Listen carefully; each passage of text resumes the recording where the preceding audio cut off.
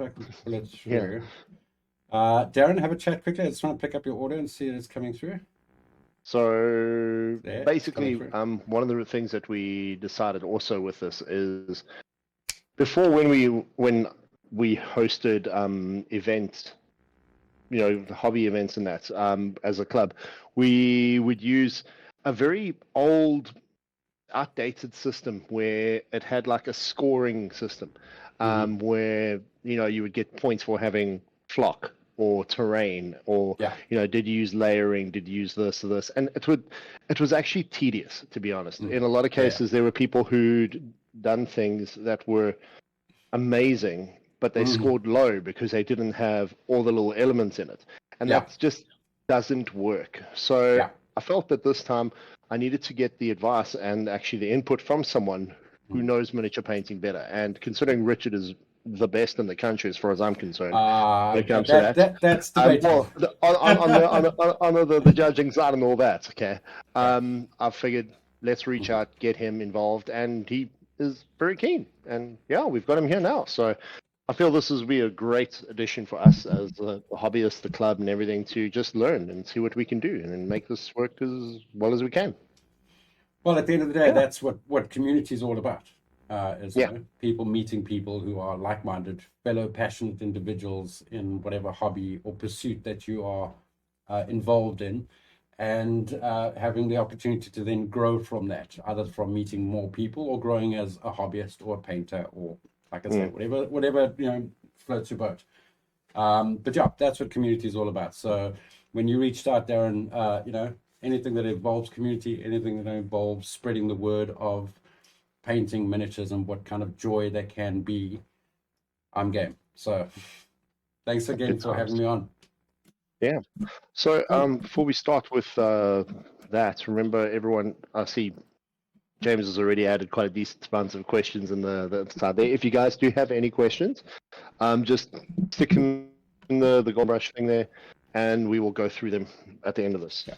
Cool. And like I say, I've got a couple of points for you guys, and I've got it all quickly jotted down here. So as I go through it, you'll probably find that one of your questions has been answered. And then at the end of that explanation, we'll just get Darren to sort of pick out anything that hasn't been clarified, and happy to answer. Cool. All right, I'm going to just switch over camera quickly for you guys. Hope that's pulled through. Cool. All right, let's just get some more lighting going here for you guys. And best to do it this way, because that way you don't have to stare at my ugly mug so much. All right, before we start, one of the things I do want to just clarify, and it's something that Darren just raised, is the scoring system. I personally, and I know most international level painting competitions across the globe, don't use a scoring system. Darren raised the very first point as to why people are not a big fan of the scoring system, and that is because it is tedious. It is a lot of admin. It's a lot of work. If you have 3 judges, you basically have to have 3 judges do their own assessments, their own scoring, their own notes, their own marks, then compile everything, then sit aside and get all those numbers together and correlate, and then make sure that you haven't unbalanced scores and that there isn't anything untoward where one competitor has scored more than the other because of, just numbers. And at the end of the day, art is subjective, and it's hard to then put a number to art. So this is why I'm a big fan of the European approach, and it's the same approach that they use for Golden Demon. The Crystal Brush, which was the big one in America before Golden Demon US came back. So yeah, we pretty much follow all those formats in the same approach, and that is by following a number of guidelines. So I like to break it down into 4 factors or 4 points. I hope you guys can see that, and it's not reversed, because it's reversed on my screen because of Discord, but I'm sure it's showing up properly on your guys' side. Is that right?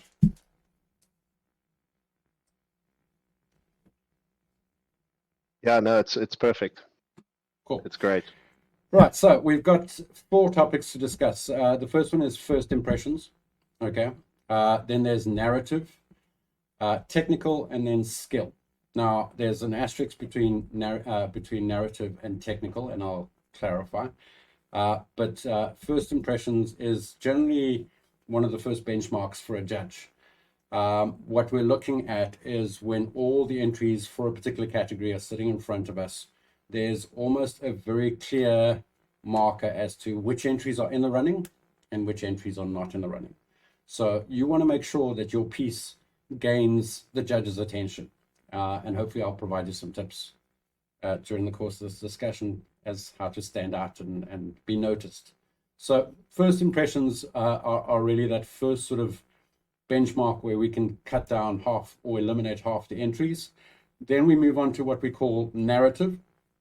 And this for me is a personal thing, because it's the same philosophy that Roman Lepat, one of the best artists in the world in this art form and one of the most experienced judges across the globe, he and I are firm believers of narrative. Tell us a story. Tell us, where is the scene? What time of day is it? Is it night? Is it day? Are we talking about just before the battle, after the battle? Are we talking about dirt, weathering, and dust, so it gives us a gritty feel to the environment? Are we talking about spring, summer, autumn, winter? All of those little elements, and the way you paint your miniature. If you're painting a chaos, blood god, you want to have tons of blood in the situation, and you want to be having to portray that in a way that is, artistic and doesn't detract from the model. So narrative is a very, very crucial element, and that's why for me it's the second benchmark, because from there I can start to see who's really trying to tell a story with their entry. Have you made that extra effort to give me something without having to stand next to me and explain your entry? That is the joy of what we do, is to be able to paint it up, put it in front of someone, and without saying a word, that person goes, oh wow, he looks like he's surrounded by snow and it's so cool. It actually looks icy cold. And that for you as the painter is where you've achieved what you were trying to achieve. So narrative is very important. And it's generally at that point where I can start to see who's really telling me a story and who's purely just painting a miniature for the sake of painting a miniature. Third topic is then technical. Now, both of these, like I say, have asterisks because both of them have a number of subcategories that I look at. So it's not just an overall narrative or an overall technical aspect, but there are categories within that I'll clarify for you now. So on the technical side, that's where I'm going to go into the now nitty gritty. I want to take a look at your prep work, your assembly. Are there mold lines? Have you forgotten about all the little issues that you've got to clean up and fix up in the miniature? If you've done sculpting work or if you've done any conversion work, have you made that conversion work clean and unobtrusive to the miniature? And to me, as the viewer, it doesn't detract from the overall composition of your entry. We're looking at how you applied your paints. We're looking at your color use. We're looking at your composition. So there's a whole bunch of things that we'll clarify for you. And then it generally comes down to the last point, which is skill. Now, I leave skill as the very last one, because if you go through a process of elimination as a judge, first I'm determining which are the entries that really stood out to me and got my attention, which is the ones that are then starting to tell me narrative through paint, and then which ones have achieved the technical expertise to achieve that narrative. And if I've still got two entries sitting in front of me and I still can't decide, then it comes down to the skill level of the work involved. Okay, so I hope that clarifies for folks those four categories. But like I say, I am going to clarify each category a bit for you in depth. Okay, right, so first things first, with first impressions, what I'm looking for is presentation. And if any of you have ever been to a gaming event and there's a painting competition and they tell everyone to simply put all their entries on the table, there's nothing more joyous than seeing beautifully painted miniatures all lined up on a table. Now, the trick is to be noticed amongst all your competitors. By having your miniature sitting flat on a gaming base and standing on the gaming base and just sitting on the table, it's going to look this big on the table. But if you were to give it a plinth, now a plinth is generally a way to display your miniature. You'll see a lot of guys will use like a black piece of wood or a stand that they might have purchased specifically for the job. There's lots of things that you can use to create a plinth. What the plinth does is it polishes up your miniature. It gives it beautiful, clean presentation on the table. And if that's not enough, it also gives you a little bit of height, and therefore your miniature stands a little bit taller than everybody else. So that's one of the really clever ways to be able to really stand out on that first viewing of all the miniatures on the table. And then the other important part of first impressions is a term that I'm sure some folks have heard through their hobby career, and that is faces and bases.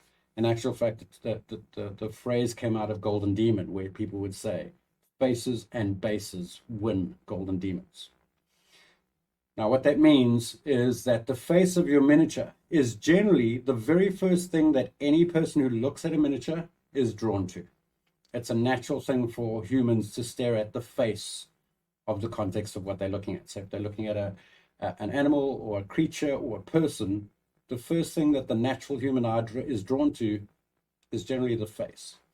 And it's generally also one of the lightest points on any miniature whenever you paint one. You always look out for points of light. So you can even see how much lit my face is under the lights here, as opposed to everything else around me. It's generally the first thing that people get drawn to. So painting your face as best as you possibly can and really make it something that is prominent and viewable and doesn't get lost in all the other work that you do will put you in a good standing point as part of that first cutoff, shall we say. And then bases. And this will make sense to you, of course, when I talk about narrative, because bases are really what make models come alive. You can paint a beautiful miniature and you can paint a space marine with glistening armor and the whole thing. You can come in with freehand decals and freehand details and put on decals and go to town. But if he's just sitting on a black gaming base, he's just a space marine sitting on a black gaming base. So bases start to give us the narrative. The bases start to tell us where he is. Is he in a space hulk, or is he on a planet? Is he, in a Mars environment with lots of red dust and dirt, or is he in a, urban environment with a lot of concrete and bricks? It's those things that really bring for the viewer the joy of looking at a well-painted miniature, because now they get lost in the story. They get lost in what you are trying to tell them through your miniature. So first impressions, that's how you want to sort of stand out. You want to make sure that your presentation is something that is clean and presentable and actually draws people to want to look at your entry. To maybe use a plinth to give your entry a nice clean presentation. It also gives them a little bit of height, so it stands proudly on the table. And then paying attention to those two factors, faces and bases. Okay. Now, for those of you who are going to ask, what kind of things can you use for a plinth? Like I say, you can pretty much use anything, and there's a variety of examples out there online that you can find. But to give you an example of one of the most simplest and easiest things that you can use as a plinth for a competition entry is the good old-fashioned trusty rattle can lid. It's a simple solution. It costs you nothing because you're buying the rattle can to prime your miniatures anyway. So you simply keep the lid aside, keep it nice and clean and polished. And once you've painted up your miniature, you can place them onto the plinth.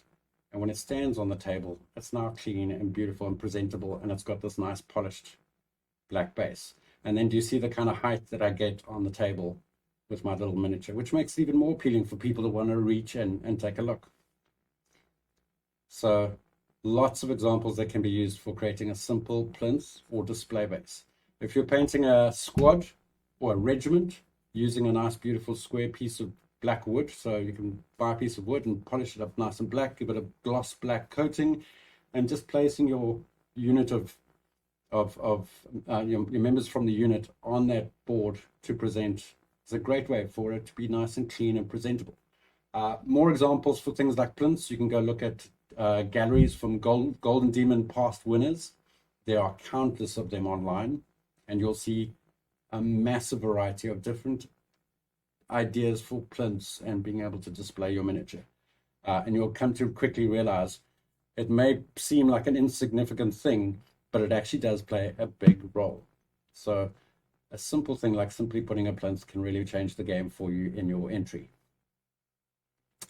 But yeah, for those of you who are then saying to yourselves, but how can a simple plinth be something that could backfire in your entry? I can give you an example. So with your plinth, I know there's always someone out there who goes, well, he said that we can use the plinth to really make it stand out and, stand it nice and proud on the table so people will notice it. So I'm going to go overboard and I'm going to use a big, massive wooden box for my one single space breed. Sure, but also remember that the plinth plays a small role in the composition of your miniature. Don't go use a plinth that is way too big in comparison and in relation to the miniature or the model on top. So to give you an example, I'll even bash my own work. This is an entry that I did for, what was that Games Workshop competition that they did worldwide? Online one? The name escapes me. It's the Ever Chosen one. Ever Chosen, that's it. Yeah. There we go. Thanks. So yeah, painted up typhus. And don't mention flies because, yeah, there's way too many of them. But once I finished painting up typhus, I wanted to put him on a nice plinth and got a little bit obnoxious and got a little bit overboard. And can you see how the plinth is almost double the size of the miniature itself? So albeit that it stands on the table nice and proud and tall, it is really quite a bit of an obnoxiously huge base in comparison to the size of the miniature. So be mindful. Don't go overboard. Don't go too big. But at the same time, be mindful of the composition and putting up something that gives your miniature a little bit of clean presentation and display. Okay. All right, so that covers first impressions. The next thing we want to talk about is narrative. And within narrative, I keep it nice and simple because we don't go into detail until the next topic. For narrative, we go through those three things that I've already started to touch base on. The story. I want to see, when I look at the miniature, I want to be able to see the environment. I want to see the location that the miniature is in. Have you paid attention to letting me know if it's a jungle scene? Are you using jungle colors? Are you using jungle leaves and jungle textures to imply that he's in a jungle scene? Some jungle scenes can be, moist and succulent and so on and so forth. So you might want to have some, water effects or some sort of, water pools somewhere on the base. Things like that portray story. For the viewer who looks at your miniature, they want to be lost in the world that you've created. They want to be taken and transported to that environment. So the more that you can portray the story, the more beneficial it is to the viewer and, of course, to your entry. So really pay attention to the story. One good piece of advice is some folks will actually write a small stanza or a poem or a small short description of the scene and the setting, because what it does is it allows them to then envision the scene within their mind and then portray that in the miniature. So spend some time on trying to consider the story that you're trying to imply, the battle, the scene, the environment, the enemy. If you can put in a hint of the enemy that he's up against, maybe a shoulder pad from one of the fallen enemies, or a weapon that is distinctly of one of his opponents. Those are small little elements that add to the narrative, to the story of your setting. And therein lies the next topic, which is basing. Basing, like I say, is where you now put in that story and that narrative. So for myself as the judge, I want to see the work that you've put in and not just go on and put some sand gravel on the base and put a few grass tufts and call it a day. Really try and show me what further you can bring in. Put in a few skulls. Sometimes the simplest thing, like a skull, changes the game because it all of a sudden tells me the environment is one of potential hazard, desolation. Maybe he's in a cave and that's an old skull sitting on the floor. There's so much can be done by simple, small measures on your basing. So pay attention to the basing. And then, of course, context, once again, is a bit of a repetition, is if he's in the snow, make sure that you are putting the snow on the base in a realistic manner. You don't want to just pile the snow up in a big pile of snow and have your miniature standing right on top. I want to see if someone has actually spent a bit of time looking at pictures of real snow and seeing how snow falls, and that it falls in a direct straight line or at an angle, but how it rests on windowsills. and it rests on door ledges and things like that.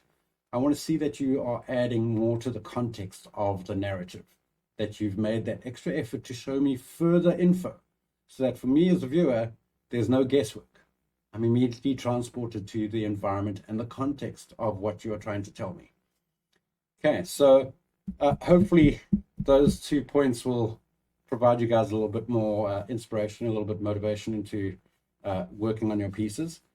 Because at the end of the day, these are 2 very, very important factors that for me, matter a lot when judging a miniature. Okay. And then on to the third one, which is the technical side of things. And this is where things get a lot more in-depth and more detailed. This is generally when I have got my last 4 or 5 top entries for a category sitting in front of me. This is generally where, if I'm judging with other individuals, where the 3 of us will then sit down, and this is where we start to study, discuss, debate, and in some cases argue as to our feelings about the entry. But this is where we start to now really get into the thick of things. We take a look at your prep work and your assembly. So I want to make sure that you've gotten rid of mold lines, and I want to make sure that you've gotten rid of any gaps. Make sure that things are properly cleaned and properly sanded off and flushed, because there's nothing worse than seeing a beautifully painted miniature and then a mold line that runs right across the face that the person didn't bother to clean. So make sure that you spend that extra 5 minutes. If you think you've sanded your miniature clean, give it an extra 5 minutes and just make sure you get rid of all those little nooks and crannies, because most of the time, 95% of the time, when you put it down on the gaming table or you put it on a shelf, most people will look at it just as is and admire it and walk away. But us bloody pesky judges will actually pick the thing up, and we are going to study it. We're going to look in the nooks and crannies. We're going to look underneath. We're going to look in between the cape and make sure that if he's wearing a cape, have you bothered to paint the inside of the cape? Because if you haven't bothered to paint the inside of the cape, no measure of great work that you put on the outside is going to detract from the fact that the inside of the cape hasn't been painted. So those are the kind of things that we look at, is prep and assembly. We look at your sculpting work. So if you have had to do any major gap filling, that you've made that gap full nice and clean and flush, and that none's the wiser that there was a massive gap in the miniature. We look for conversion work. You'll be surprised. Most people who do a lot of judging, or most people who are general hobbyists, know a lot of miniatures and know a lot of models. Most of the time we own a batch sitting in our pile of shame somewhere in a cupboard. So we will generally know some of the faults and some of the shortfalls with some of the miniatures. I myself, as a professional miniature painter, know a lot about model assembly and building, so I know what to look for. I will look for those nooks and crannies and make sure that you've paid attention to filling the gaps and getting rid of any sort of clues that was converted, and that I would love to see a situation where I couldn't tell the difference, and that I'd be pleasantly surprised if you told me it was converted. So that's the kind of thing we're looking for with sculpting and conversion.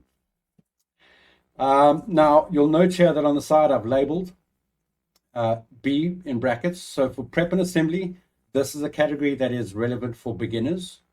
It's not to say that it's not relevant for those entering the veterans category, but the beginner category, we're a little bit less strict and a lot more lenient, because you are beginners. So we don't go quite as in depth, but wherever you see a B marking, those are the categories that I want you to focus on as a beginner.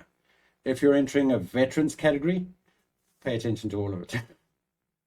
All right, smooth coats. So with the beginners level, at least, on the veterans level, you shouldn't be doing this. But anyway, on the beginners level, we are looking for smooth, clean coats. We're looking for paint application. When you're applying your paints, do I see the big, thick brush strokes? Can I see that you've put on your paint too thick? Or have you taken the time to dilute it and slowly build up the layers so that you get that smooth, clean, flush look of your paint application?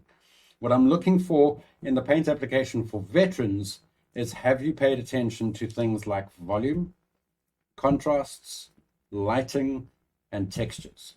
So if you're a veteran, it's one thing to just apply smooth coats, but show me that you are trying to pay attention to shadows, highlights, the way light is reflecting off a surface. If you're painting metallic true metallic metal. And what we mean by true metallic metal, if you're painting a metallic paint, that it's not just metallic paint splattered on, that you've provided opportunity for shading in that metal, that you've provided opportunity for how the metal reflects on the surface, and so on and so forth. Have you added, color that is relevant to the metal surface that actually complements the rest of the miniature? Lots of little things that we look into when it comes to the veteran side of things. But on the beginners, I want to see that people have put on a nice, clean, smooth coat of paint, that it is neat and tidy and not thick and bumpy and full of brush strokes, and that you've lost some of the details because your paint was so thick. One of the other topics we look for on the veteran side of things is composition. Now, composition is best explained by just giving you guys a small diagram of what I mean by composition. So generally when we talk about composition is we're going to look at it from a top-down view so that you guys will be able to make sense of what it is that I'm explaining. So if I'm looking at a base from above, and you've used a square plinth or a square display base for your miniatures, what I don't want to see is a miniature sitting on the far corner over here.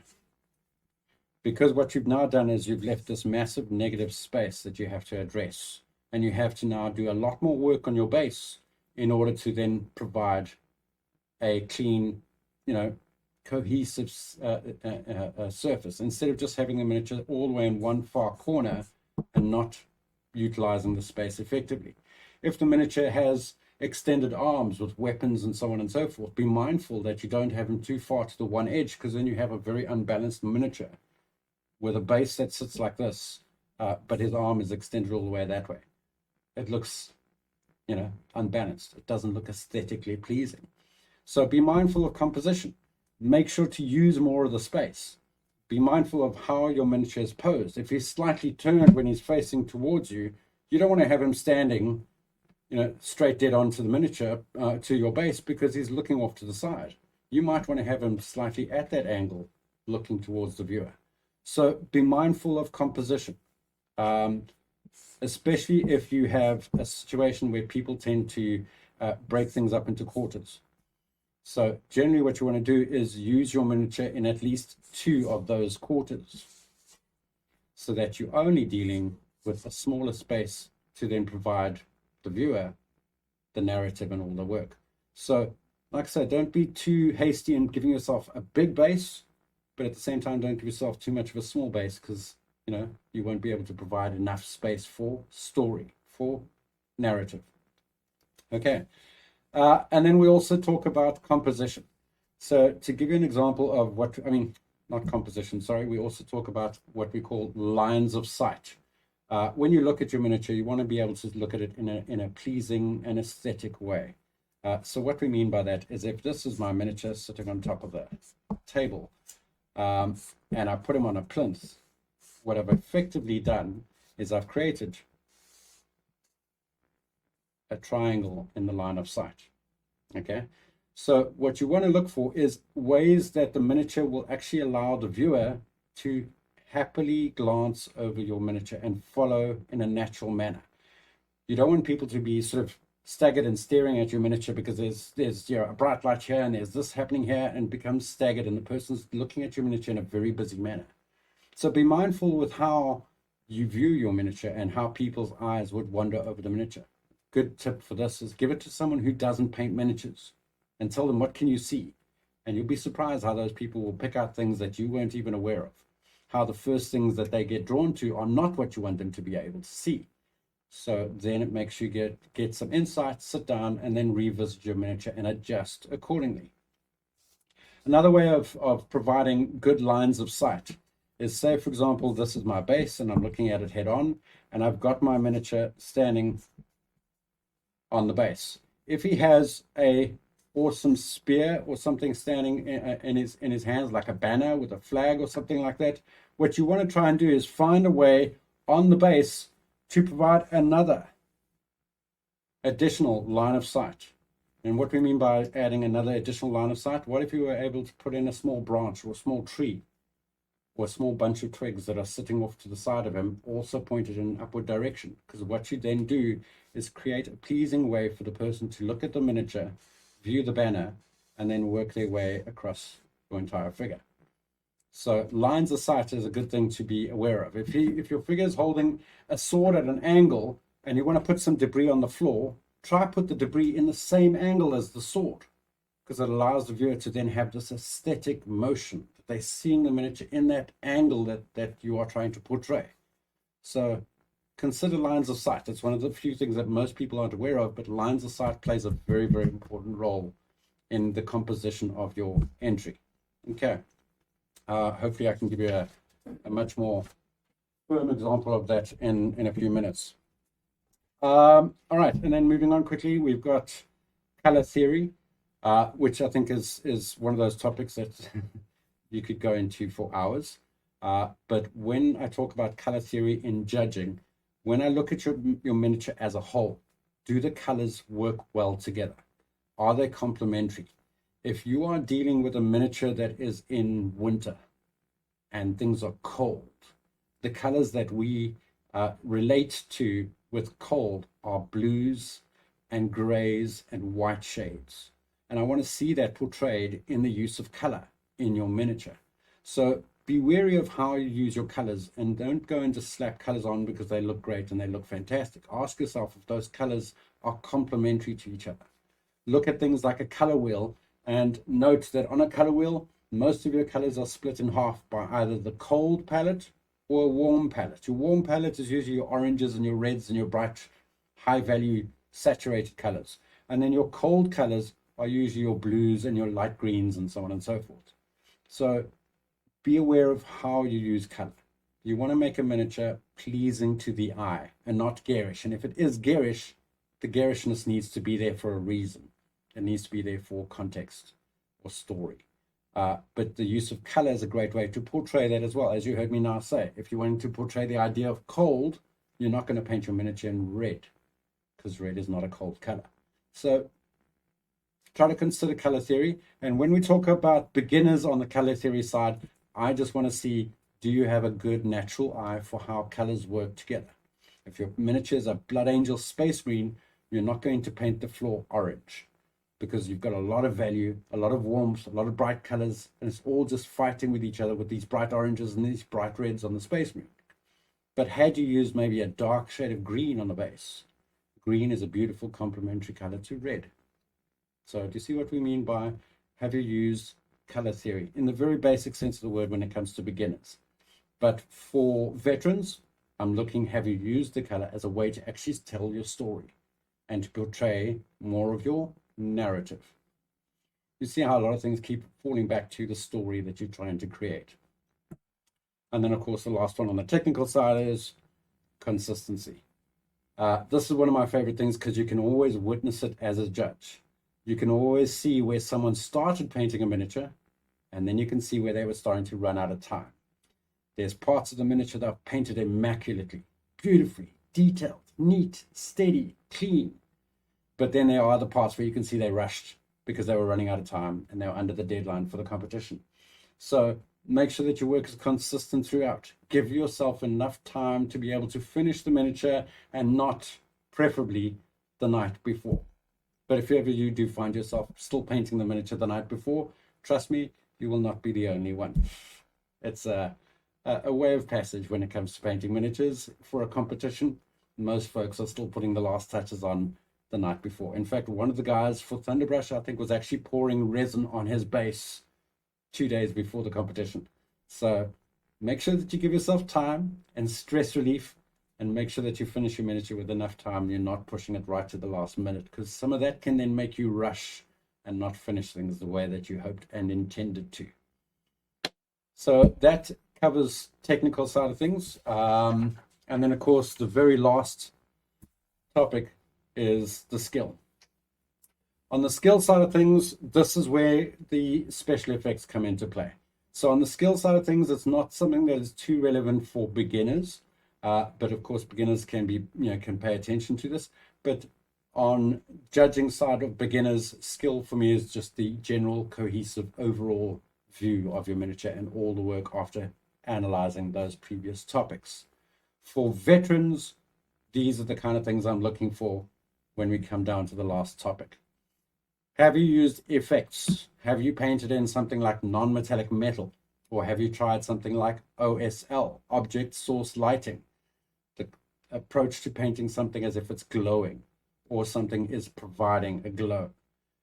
Have you tried anything like creating textures? So what we mean by creating texture, if you paint a miniature smooth on every single surface, the leather is clean and smooth, the arm is clean and smooth, and the backpack's clean and smooth, your miniature starts to look a bit boring and a bit flat. So are you alternating things? Are you making the leather look scratched and worn? Are you making the armor look chipped and rugged? Are you making things like skin perfectly clean and blemish free so that you've got this variation of texture? When someone looks at your miniature, they want to see leather, they want to see fur, they want to see the flesh and almost get the feeling that you've painted it there for them to see. So be aware of being able to bring in textures and vary things up so that not everything is just one flat, perfect, clean, polished surface. And then this is where the final sort of faces and bases concept comes into play.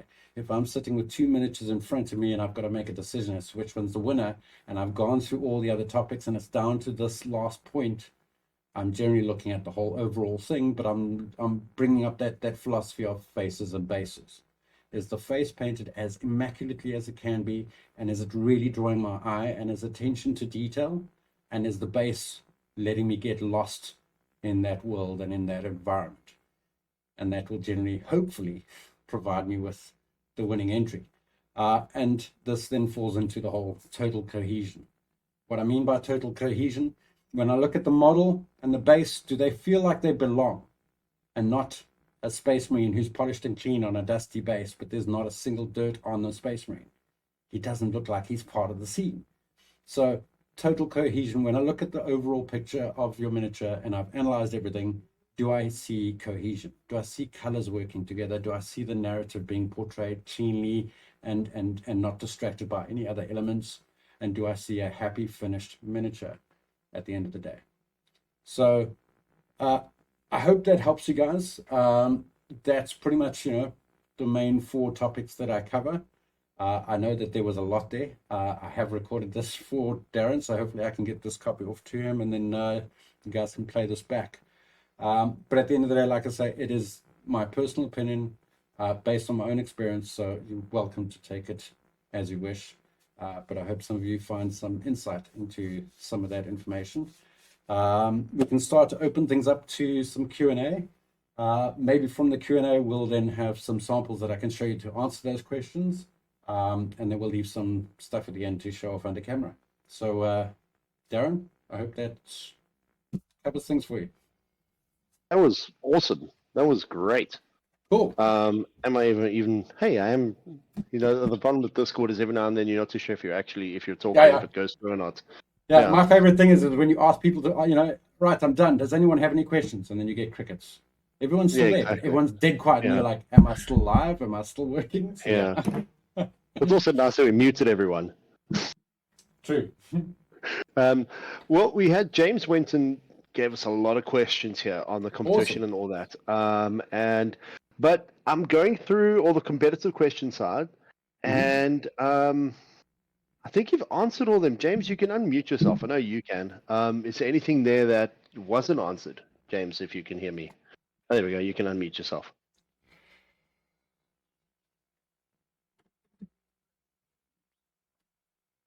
So yeah, anything there that wasn't answered?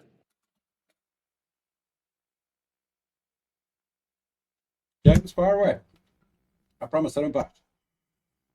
Okay, now. There we go. Can hear you now. Yeah. Okay. Apologies. I wasn't expecting to be speaking, so I hadn't plugged my microphone. All good. Thanks, So James. I'm glad that my incompetence is now captured on the recording for everyone. That's lovely. But I've also just been given a cup of coffee, so I'm happy. So I wanted to. So we've got a bunch of general questions just for you, and one of the things. So to start there, Richard, is. In terms of brush quality, I mean, you have all these high-end brushes, and then you have people that they're like, well, is it worth my while getting a whole new set of brushes for this competition? And what would you say to them? Like, do you need a brand spanking new brush, or will any old brush work if you're looking to do well, if you're looking to really compete in this? Okay. James, thanks for firing off one of the most contentious discussions in miniature painting. Yeah, that's my Anytime. first question. But yeah, all good. Look, the topic of brushes is a contentious one. It's always up for argument. You've got pro painters who paint with cheap art store bought 25 rand a brush paintbrushes and they win golden demons. And then you've got professional painters who literally will stand steadfast and in religious belief with regards to a high quality brush. At the end of the day, I think just like the discussion of paints, the discussion of paintbrushes, at the end of the day, you've got to find what works for you. If you are trying to do freehand work and you're trying to do little filigree patterns on the back of a cloak, trust me, you will battle if you're using a cheap paintbrush. It may hold its point for a short while, but after a short while, that point starts to split and you will battle to get clean, perfect lines. There's something to be said about using a good quality paintbrush. It holds paint better. It retains moisture way better, especially if it's a natural fiber brush. If it's a natural hair fiber brush, what it does is it's able to retain that moisture for a lot longer of a period, but at the same time, it's a lot more resilient. And it's also perfect for them being able to maintain and clean. So a good quality brush, if you look after it and you maintain its point, will last you, and I kid you not, years. But at the same time, I've seen people be able to achieve fantastic things with a cheap paintbrush. It's down to your skill and your confidence in mastering the brush. That is a topic that people bring up often, is being able to master your brushwork and being able to control your brush, but more importantly, looking after your brush. Does anyone have airbrushes? Anyone who owns an airbrush will tell you.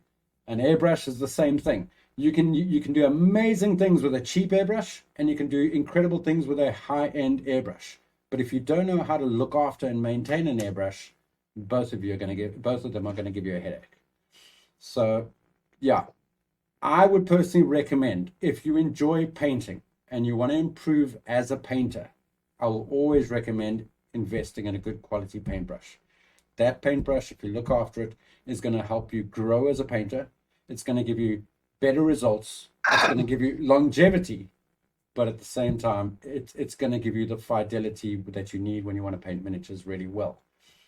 If you're a gamer and you enjoy just pumping out your miniatures, speed painting them as fast as possible, then of course the argument is why waste the money on such a high-end paintbrush when you're not aiming for high-end finish, but completion and getting the miniatures on the table ready for the next tournament.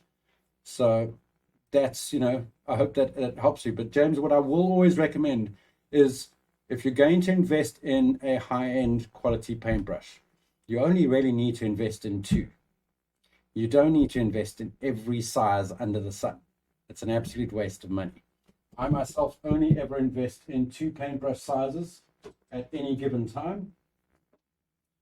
I'm myself a big fan of the Artis Opus range of brushes. And the only reason why I am a fan of Artis Opus is A, they were the one paintbrush that came as close to the Winsor & Newton Series 7 that everybody used to be a fan of before brands caught on to the importance of a good quality paintbrush. But the other reason why I support Artis Opus is because they're a hobby brand. They produce a hobby paintbrush for hobby painters. Winsor & Newton doesn't even know we exist. So I'd rather support a brand that actually supports the hobby. And what I do is I generally use two sizes. So the one thing to look out for when you invest in a good quality paintbrush is you get a long bristle and you get a short bristle. The long bristle has generally a bit of a tear drop shape to it. The body of the brush, which holds a lot of the moisture and retains all that paint for you, and then the point of your brush. So the long bristle, I generally will buy a size 1 or a size 2 because it's a great base coating brush and you're off to the races. And you pretty much can paint 70% to 80% of that miniature with that paintbrush. In some cases, once you get really good with your brush, 95% of it. The other brush I then invest in is a short bristle. Now the difference and the reason for why it's a short bristle, it means that the bristles are more of a tapered triangular shape as opposed to a teardrop shape. So what that means is the bristles don't hold as much paint and it doesn't hold as much water, but because of the extreme point and nature of that point, that's the paintbrush you use to do your patterns and your dreaded dotted pupil and, you know, all the little fine work. That's what you use, your short bristle brush. So I use those two brushes and that's it. Everything else is a cheap store-bought brush that I can use for mixing my paints, applying fat base coats and just going to town. And then I switch over to the two brushes when I'm starting to up the game. So yeah, hopefully that helps you sort of, you know, get some clarity on that.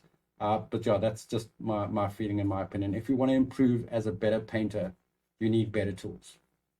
It's kind of a given. It's actually funny we went onto that topic because one of the little guests who popped in during your when you were giving the, you know, enlightening everyone what you're going to be looking at was Brad, who swears by dollar brushes. Yep. Look, like I said, there's another chap by the name of Sam Lenz. I'm sure all of you guys have come across Sam Lenz on YouTube. Yes. Everybody knows Sam Lenz. Now, Sam Lenz uses a $2, I think he says it's a $2.50 paintbrush that he buys at his local art shop, and they're these cheap, crappy ones, and he flies through them. But those are the brushes that he loves. So at the end of the day, you know, no matter what anyone else tells you, find what works for you. And if you do find a brush that pulls off everything that you wanted to do, forget what anyone else tells you. But yeah, if you're looking for good advice, I would suggest, if you want to get better as a painter, you need a better brush. Doesn't necessarily mean you need to go and spend 300 or 200 Rand on one of those high-end brushes. But if you go to your local art shop, you'll be surprised some of them do carry some decent, really good quality paintbrushes. The one real massive distinct difference, James, at the end of the day, is the longevity of the brushes.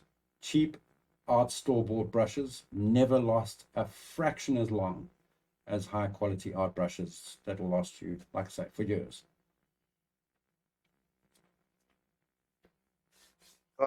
Another question. Okay, I have this one. For models that are not, that actually don't have a base, like say busts or ones that don't have a base themselves, how does the whole faces and bases thing apply to it? And your environment and all that, and basing? Perfect. Now that for me is a great question because it is something that wasn't covered in that. Busts is still something that I'm finding out very new in South Africa. Not a lot of people paint busts. So it's awesome to see people are, you know, approaching, tackling a bust. But yeah, busts are pretty much judged in pretty much most of the entirety of what I discussed. But of course, basing is the one issue that is, you know, absent on a bust. So the only thing that sort of gets ignored is basing. But everything else still applies. I still want to see story. If I'll give you an example. I've got a couple of busts here that I've done over the years, so I can give you a sort of sense of what we're trying to achieve. So when you paint up a bust, and I'm going to see if I can bring this in closer for you guys.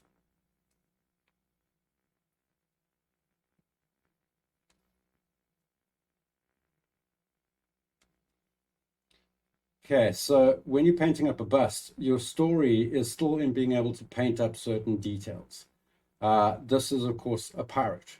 So if you consider a pirate, he's generally got very, very sunburnt, cracked skin from sitting on the deck all day and day long. So you don't want to paint his face to be perfectly smooth and, you know, non-wrinkled. You want it to have a lot of intense redness to the color. So you can see how the shadows of his cheeks have been pushed to a really deep shade of red. So it implies that sunburnt, sun-weathered look. You can see through the beard by flicking in a few colors of white and pale shades of gray, I'm implying his age. He hasn't just got a perfectly brown beard, he's got a little bit of age to him. So I'd put him in his 40s, if he's any comparison to me. So it's things like that you can then still portray a narrative. And then, of course, with a bust, the one crucial thing is face. because a face on a bust is pretty much 1/3 of the entire miniature. So massive attention needs to be paid to the face. Where I said to you in the past with smaller miniatures, the face is something that people get naturally drawn to. Imagine what's the first thing they get drawn to on a bust. It's the face. So you really want to spend a lot of time in paying attention to the facial features and providing more nuance into the colors of the face. Those of you who've ever studied painting a face will actually be aware of that the face has more colors than just your standard flesh tones and your flesh kits that you get from most of the brands these days. A lot of them will throw in a red color and a blue color for the simple reason that those colors add further nuance into providing further contrast, shadows, and depth to the face. So a good idea for the face when you're painting up the face. If you take the margin from the mouth line downwards, they generally say that's where you should introduce blue into your skin tone, because it implies shadow. It implies beard line. And then from the middle to the top by the eye line and just above the eye line, you introduce your shades of red.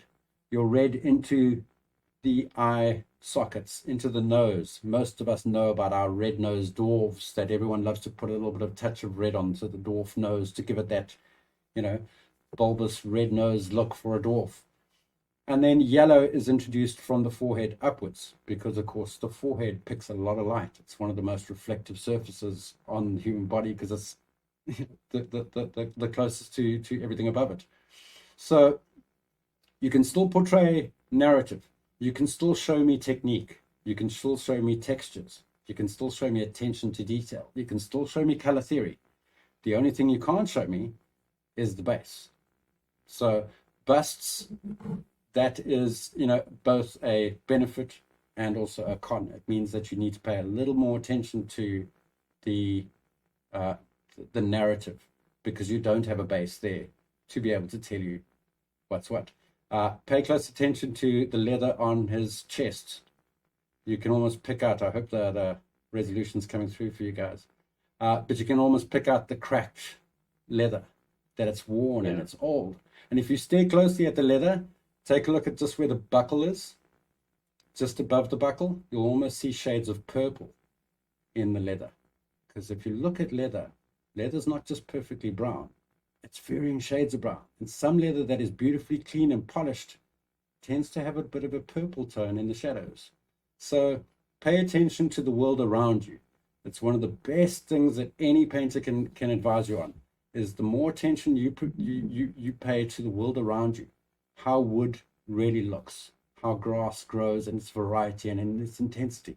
Where does it grow? Does it grow right just anywhere, or does it grow mostly along walls, right near the tree trunk and things like that? Be wary of how weathering takes place. One of the nice things I always suggest to people is when you're driving in traffic and stuck in traffic and a big bulldozer or one of these big construction vehicles pulls out next to you, pull out your phone and start taking pictures, because there's the perfect reference for how dust would accumulate, how weathering takes place, where chips take place on a vehicle like that, because it gives you insight on how to then give that realistic portrayal to your own miniatures. Pay attention to the world around you. It's one of the best pieces of advice anyone can give you. So that's one example, and you can see how by using colors like the red draws your eye more to his face because you're wanting to pay attention to what's going on there. There's a lot of detailed freehand patterning that's been painted onto the bandana, and I'm wanting you to be drawn into the face. I want you to be drawn to the monkey's face. I don't want you to forget that there's this cute little monkey capuchin sitting next to his face there. So see how a lot of attention has been paid to the light and the highlights of the monkey's face, so that he is not lost. As you mentioned, that whole drawing line of sight. Yeah. Across the ear. Yeah. So the other thing about presenting a bust, busts are generally one of the most simplest things to present. So this is one of those proper sort of trophy style plinths. And then all you do is, in this particular case, this particular model comes with a thick resin square base. So there's no hard work. You just simply glue him in the middle and just make sure he's in the middle and you're good. But you do get busts that have a little bit more nuance. So I'll give you an example. This one is a bust from Big Child Creations, one of my favorite brands out of Spain. And here you'll see she's got this slanted base section that gets glued into the base, and then she's attached from there. And there's no need to detract from the miniature. I don't want you to be paying any attention to anything else but her. So you'll see how the base, the plinth, is clean, unpolished, untouched, so that I don't just get distracted by what I want you to see, which is her, and to pay attention to her. With that in mind, what you've said there now, if say someone added a label to the front, one of those like the name on a plaque, would that change it then? Would that actually detract from it? Not at all. For me, adding a plaque with a name is adding more to the narrative. You've now given me a title. Yeah. Maybe the title isn't necessarily her name. I've seen some lovely things where guys have put a title to their piece, and it was In the Wind. And it's a figure standing with their hair blowing in the wind. And immediately you're going, in the wind, it's okay, got it, I'm there with you, I can feel the wind, I can see it in her hair, and you're lost. So yeah, absolutely. Giving your piece a title and giving it a bit of a narrative, like I say, even writing down a few lines, describing the scene is a great way for you to envision that. And nothing stops you from taking those 2-3 lines if you feel like there's something you've proudly written and they best describe the scene. There's nothing that stops you from putting that onto the plaque and putting that, there for the viewer to read and be engrossed in your story. But at the end of the day, always be mindful. The most important thing in your entry is the miniature itself. So don't forget to pay attention to the miniature. I've seen beautifully painted miniatures, but then they built massive backdrops, and there's a building, and there's all the stuff that you almost forget the space marine in the middle is the actual entry. So by all means, consider things like that. Consider plaques, consider titles, consider the way you present your piece.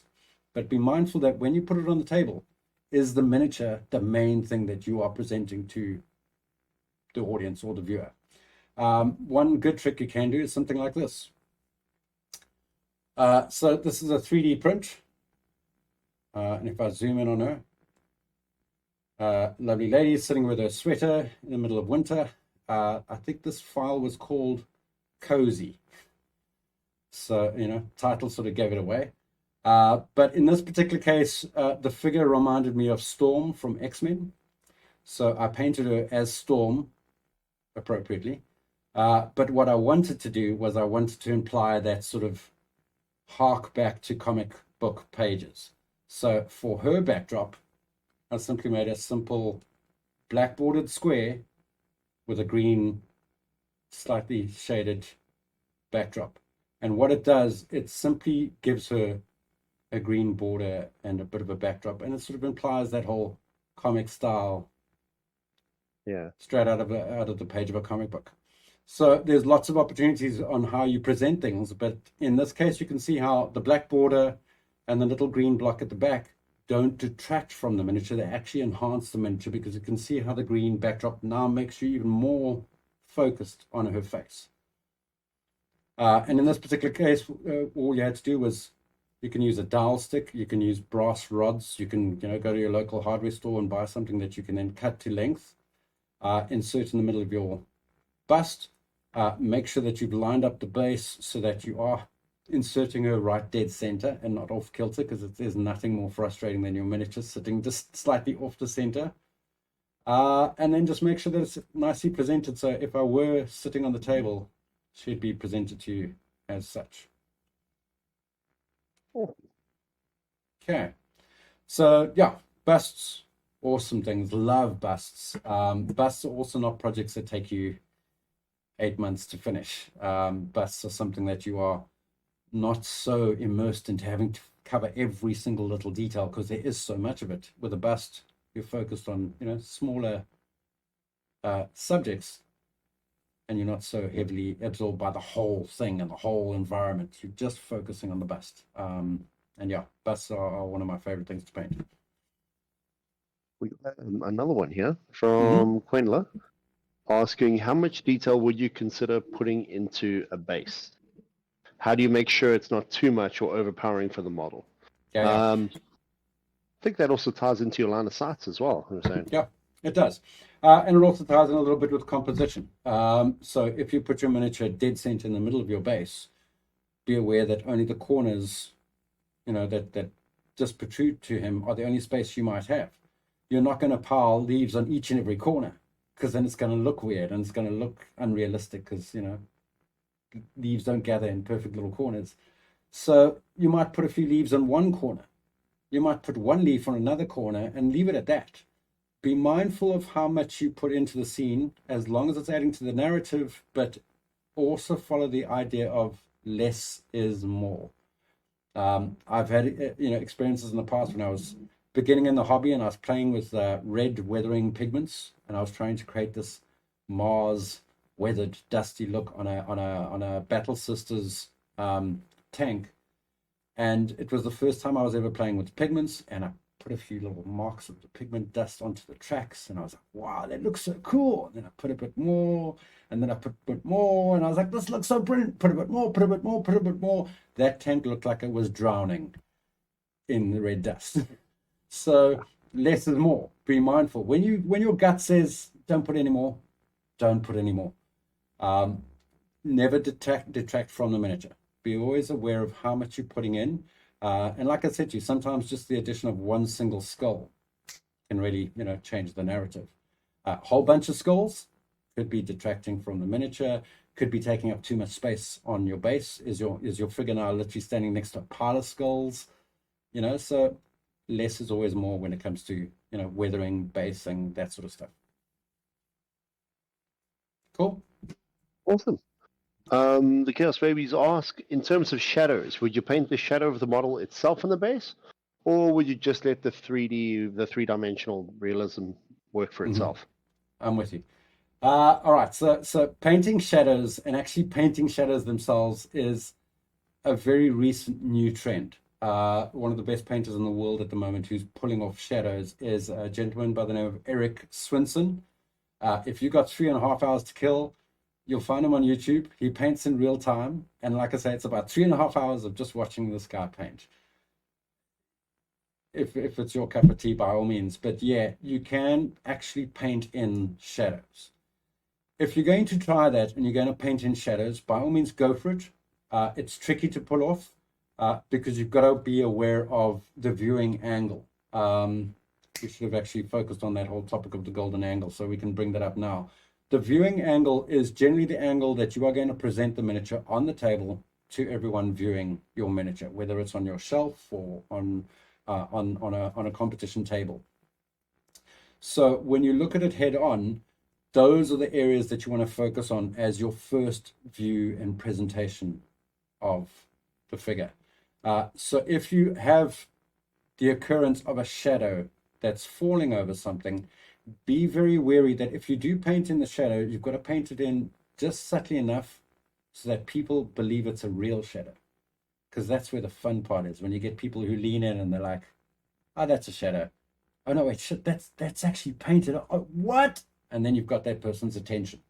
But it is tricky. I myself have only tried painting shadows a few times because, yeah, when we generally put them under a lit environment, lights create their own shadows onto the miniature. What I always recommend is if you're painting something for shadow effect, lean in, go for it, try as best as you can, but be wary of lighting. Otherwise, if you're painting a miniature, I'd say, once you start surpassing the size of a Space Marine, some models, because of their size, will bounce and reflect light a lot easier. So you don't need to imply as much shadow and as much contrast as you normally would. To give you a perfect example, if any of you have ever seen those big statues that you get from Sideshow Collectibles and Hot Toys and all these awesome, statues that you can buy overseas, when you look at the paintwork, even though the statue is this huge, is very simple. And they don't go as overboard as us miniature painters do with something as small as what we have. Because the surface we're dealing with is usually this big. And it doesn't bounce as much light or reflect as much light as something this big. So maybe that's a good sort of benchmark to use. The bigger the miniature, the less need to imply shadow. The smaller the miniature, the more need to imply shadow, because you want to create the volume for the viewer who's looking at it that big. Hope that helps. Awesome. And James has another one for us. What distinguishes the difference between beginner and veteran? So Richard, if I may, just Yeah. before you answer that, By all means. to Quenla and the Chaos Babies, you have been given temporary speaking rights if you want to ask any follow-ups. Likewise, with anyone else who asks a question, I'll grant you speaking permission so you can get there. Otherwise, yeah, that's just my little admin note for the day. Carry on, Thanks, please. thanks, James. You've earned your keep. But yeah, James also asks, what distinguishes the difference between a beginner and veteran, or in this case, the advanced? Understand the categories are fluid and up to the judge's discretion, but how much does the participant's claim to be beginner or advanced come into it? I think the best way to answer this question is if you stand in front of the mirror and ask yourself, do you really think that you're a beginner? If you in your gut feel that you've only been painting for about a year, and that you hear these techniques that people like myself use, like OSL and non-metallic metal and glazing techniques, and that seems like a little bit out of your scope of things, you're a beginner. If you've been hobbying for quite some time, you know what non-metallic metal is, you know what object source lighting is, you know about some of the points and some of the topics I've raised today, you could consider yourself a veteran. But at the end of the day, it's down to your belief. And you've got to remember that you're entering a competition. If you in your heart believe you're not a beginner, then take on the leap of faith and the belief in yourself and go for veterans. You've got nothing to lose. If you're a beginner and you believe you're a beginner, then go for beginner. Now, what Darren was just implying there now is that on the day, one of the rules that we have for judging miniatures to clarify situations like this is if I see an entry in the beginner category, and the closer I look at it, and I see that the skill level is far surpassing a beginner, that the person has achieved things that far exceed what a beginner or what the other fellow category entries are pulling off, then we as the judge can reserve the right to say, you're not a beginner, you're actually a veteran. And that should never be taken as a penalty. It should never be taken as a disadvantage. That in all cases is a compliment, because we're saying to you, you're good at what you're doing. Don't go beginner, go veteran. So we reserve the right to be able to shift an entry into the veterans category if we see fit. And the same thing vice versa. If you feel that you're a veteran because you've been doing this for a long time and you enter the veterans category, and we can see that your level of painting is not quite there yet, we may feel the need to then bump you down to beginners. But in all my years, I've never heard of anyone being bumped downwards, but I have heard of people being bumped upwards. So if you get bumped upwards and you entered beginner, if in your heart of hearts, you knew you weren't a beginner, when I shift you into the veterans category, you won't argue with me because you know in your heart you were actually a veteran. But if you are a beginner and you believe you're a beginner and you enter beginners and you find the situation where I've gone and bumped you up to veterans, that's a compliment. It's to show to you that you are painting at a really, really good level, that you are far surpassed a beginner and that you're now a veteran. But yeah, ask yourself in your gut how you feel about what you're entering. I will never question why someone entered a beginners when I can see they're not a beginner. But, generally it's the painting speaks for itself. I will see the evidence in the work that's put in front of me. So yeah, I hope that helps with that question. Awesome. I haven't really got any other questions there, so I don't know if anyone has anything else they want to put in there. Go for it. I just received a PM from Brad. Yes, Brad, you're a beginner. No. Right, I've got something like, I don't know, 6,000-7,000 points worth of his Eldar sitting upstairs in my house, which is definitely not beginner level, but anyway. That's why I say, a lot of us have been actually doing the hobby for enough years to know that we're not really, really beginners. And one of the things about painting competition, it's not about painting to win. And it's not to prove that you're the best painter or that you are, unsurpassed in your talent. It's not about that at all. painting for a competition is about challenging yourself. It's about saying to yourself, to go in and have fun, enjoy the experience, to try put your best foot forward. And in through that, you'll enjoy the experience way more, especially when you're proud of what you've achieved. Even if you pitch up on the day and you put it down in front of the other category entries and they are, world smashingly good, you are still going to be proud of your entry because of the work and the effort and the fact that you completed it in time for the competition are one of those few things that people actually really, should take reward in. And then being there on the day and then comparing your work and being inspired by others and learning from others. And then when you see someone has achieved something and you're going, how did you do that? And the person gives you the tip, you can't wait to go home and attempt it yourself.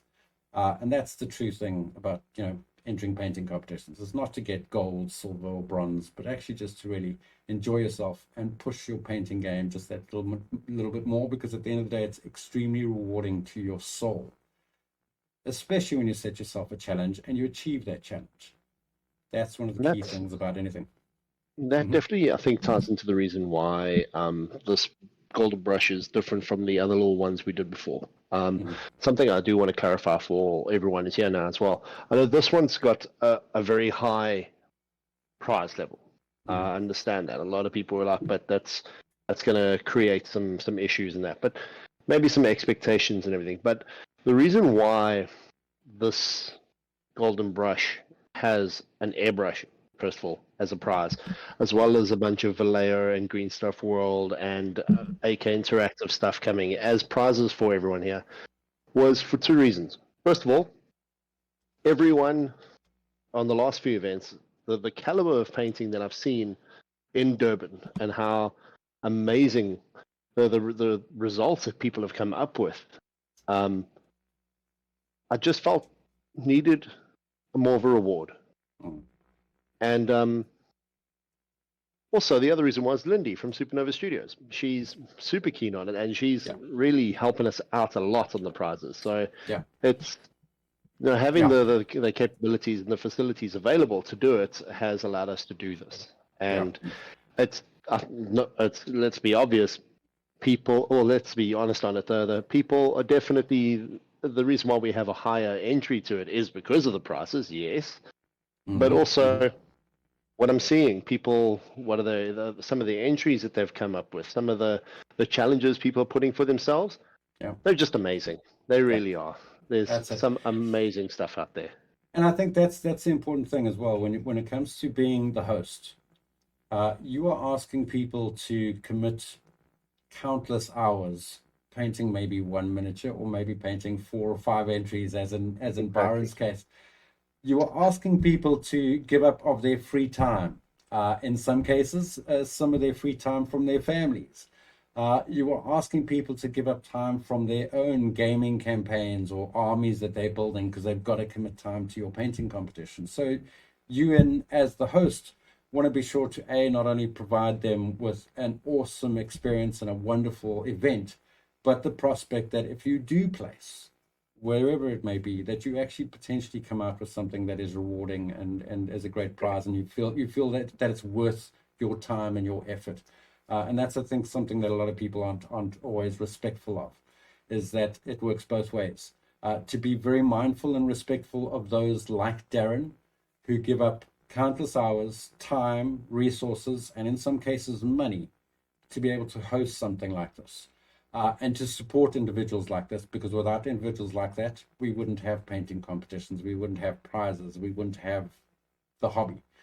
And then in turn, that those who put up painting competitions or events are mindful and respectful of the people who are committed and, giving up of their time and their money and their efforts to be there and take part. So, it's rewarding on both fronts, and as long as everyone is very appreciative of that, it's always a wonderful experience on all fronts.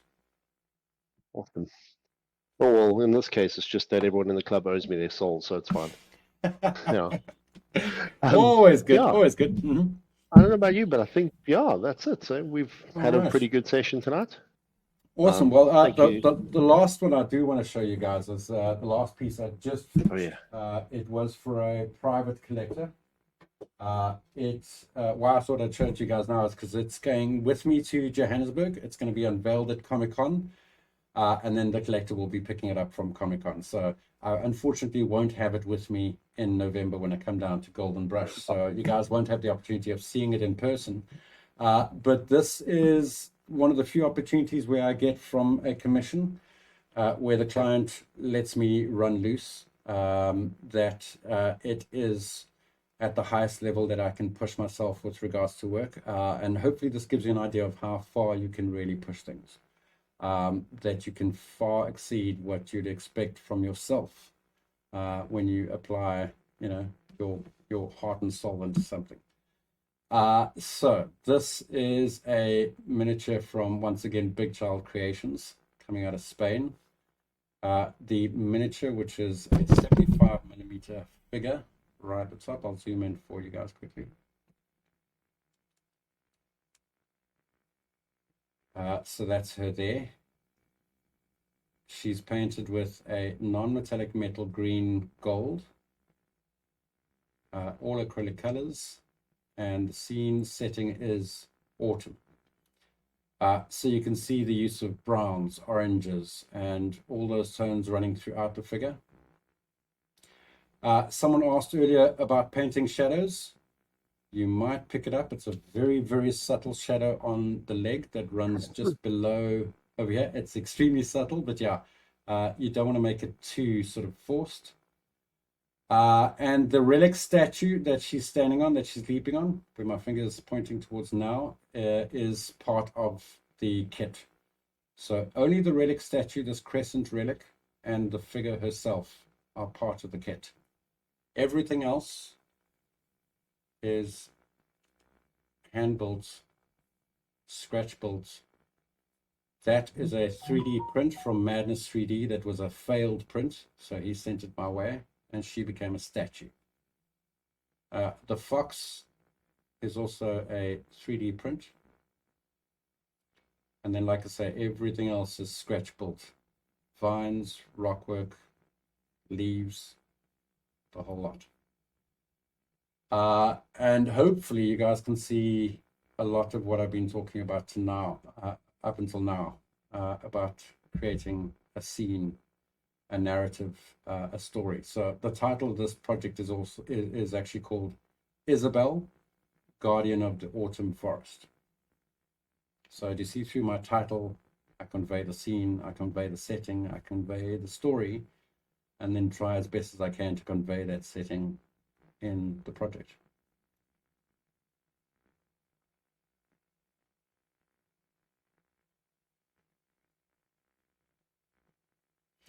And yes, I paint the back of my miniatures. I don't get lazy.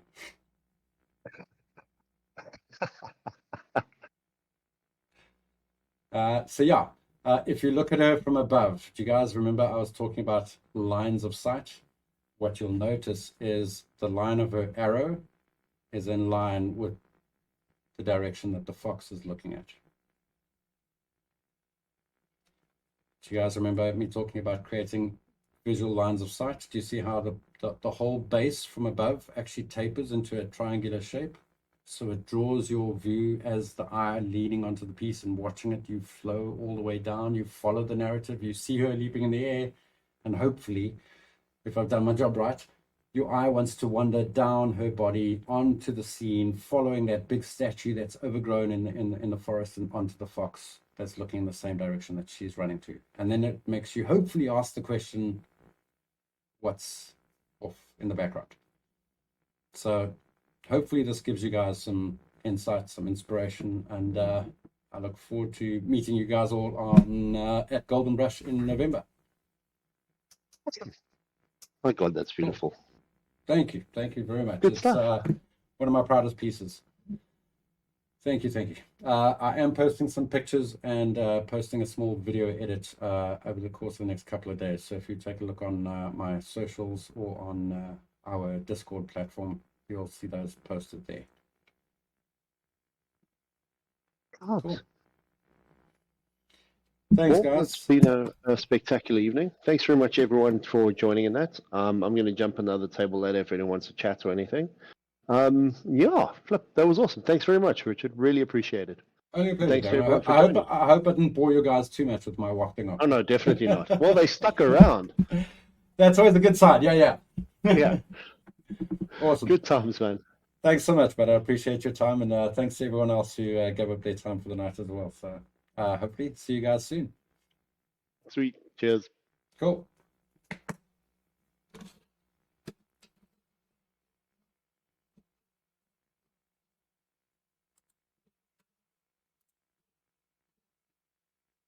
Hello.